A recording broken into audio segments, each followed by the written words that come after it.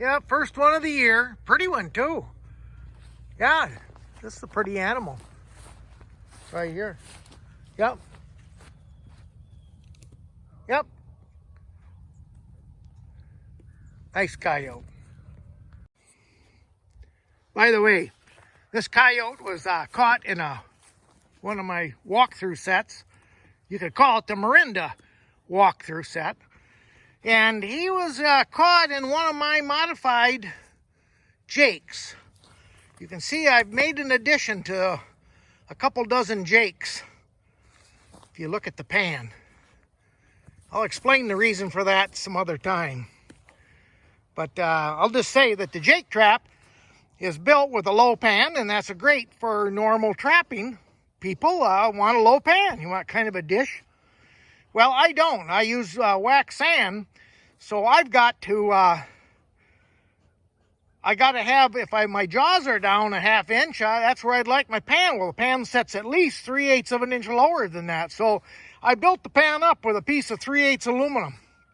So the pan is now level with the jaws, and I like that. I like that a lot better because you can't have a dished out wax sand or wax dirt. Otherwise, when it rains and freezes, you're going to have a ice pie. So I got to have the water to be able to run off.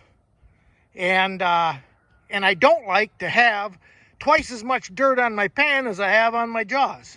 So hopefully I've explained that well enough. But anyway, that's it. We'll put this coyote down later. Thought I'd give you a look to show you where I caught that coyote, the kind of land that this property really is. And if you notice, it's a waterway right here. See the change of elevation? How it goes right on down through there, makes a curve around, and then flows right to that notch. You see that notch right there to the cornfield? Well, on the other side of the cornfield is the creek flat. So this has got a natural waterway that cuts down through this field. Well, I figured the coyotes were going to follow that.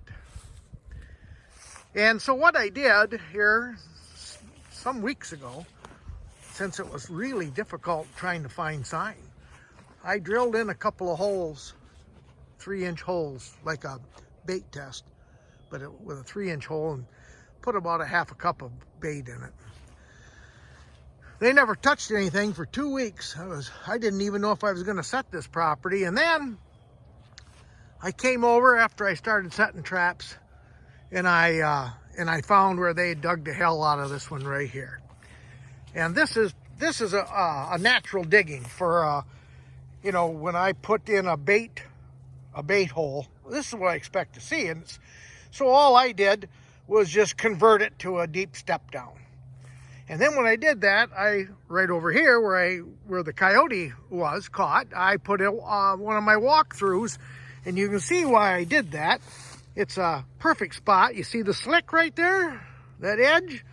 Well, that's what I like to set walk-throughs on, just like a trail set too.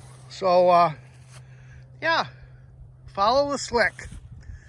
So anyway, I wanted to give you a look at this, at the contours of this particular field, and why I set it the way I did.